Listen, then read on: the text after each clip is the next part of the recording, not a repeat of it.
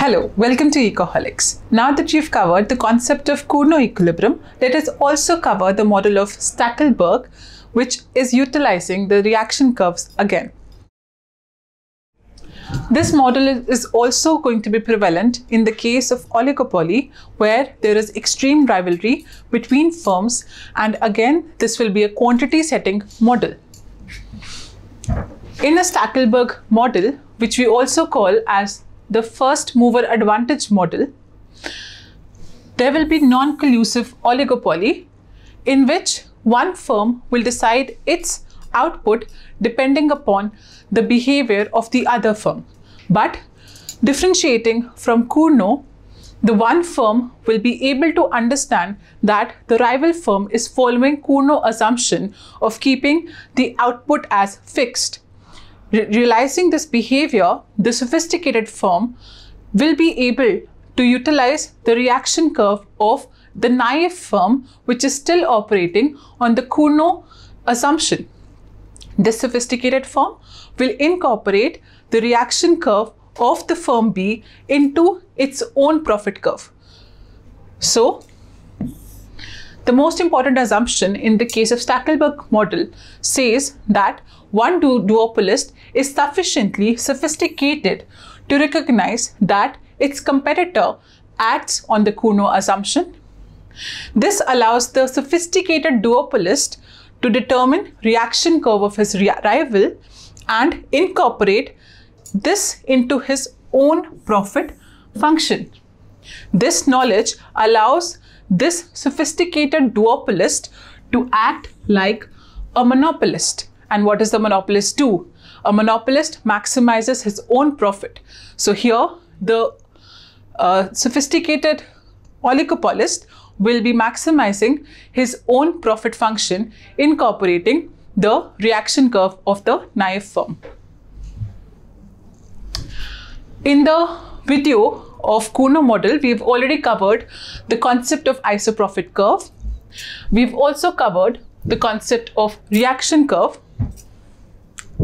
and we will continue with the same similar shape and similar assumptions that were there in the Cournot model. So now we incorporate the reaction curves and find out the Stackelberg equilibrium. We start with the similar methodology followed earlier. These are the isoprofit curves of firm B.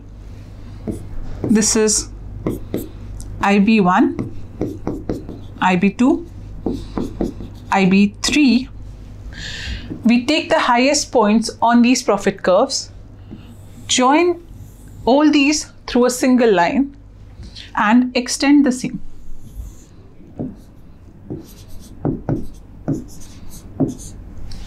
Now, in this model, we have assumed that firm A is the sophisticated duopolist and firm B is going to follow the Cournot assumption and continue to remain naive.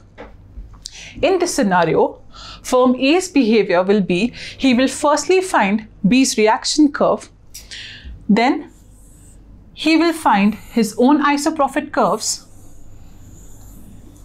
and at the point of tangency of his own isoprofit curve as well as the reaction curve of firm B, he will find his maximum profit, and this will be the Stackelberg equilibrium.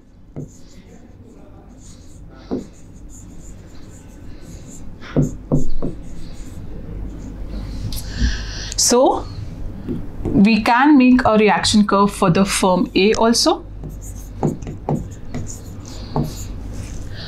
The Cournot model depicted this to be the equilibrium, but Stackelberg model is depicting this point of tangency of B's reaction curve with respect to isoprofit of firm A.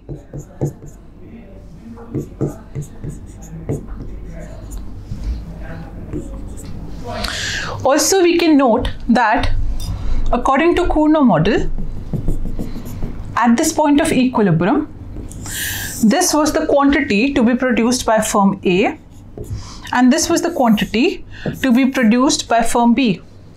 But in the case of Stackelberg, this is the equilibrium, and the quantity to be produced by firm B has decreased to QB dash, and the quantity to be produced by the sophisticated firm A has increased to QA dash.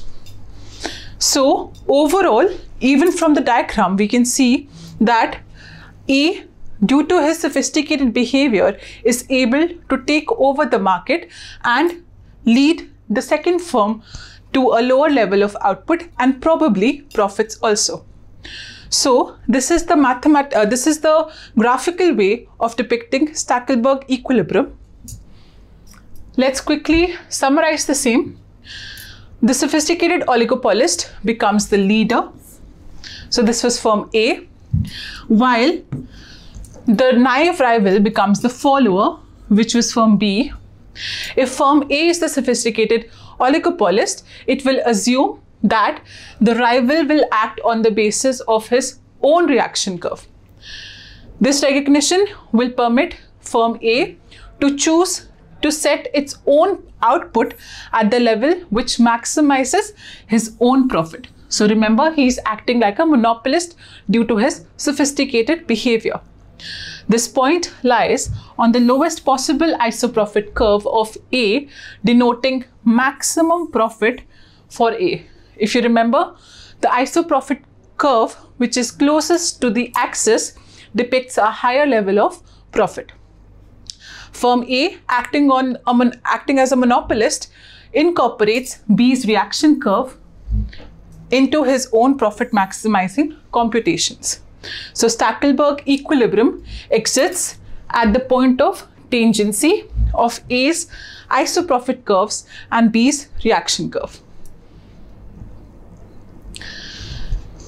Let's have a couple of insights on the same topic. First of all, whenever a firm is sophisticated, it is always rewarded for the same behavior. So this sophistication has led the leader firm, which is firm A, to reach a higher level of profit because it is closer, the isoprofit curve is closer to the axis. And also each firm will maximize its own profit, but here again the joint profit or the industry profit will not maximize because the firms are going for a competitive oligopoly model instead of a collusive one. Lastly, this is very important, we have a small concept of Stackelberg disequilibrium.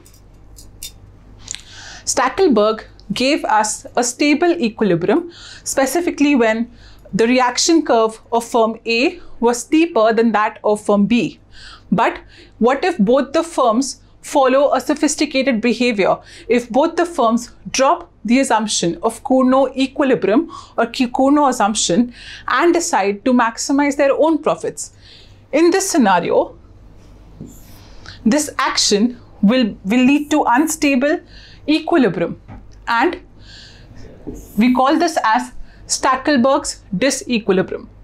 Also, this behavior will ensure that the two firms start behaving extremely competitively and they will start a price war.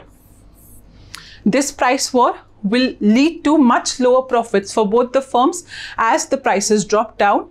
So the firms will stop in the case of Stackelberg equilibrium either if the first firm or the second firm decides to become the follower, or in case they both decide to collude with each other.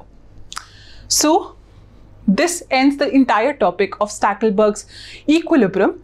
I hope you understood the topic. We'll also be continuing a numerical on the same. So please like, share and subscribe to our channel, Ecoholics. Have a good day.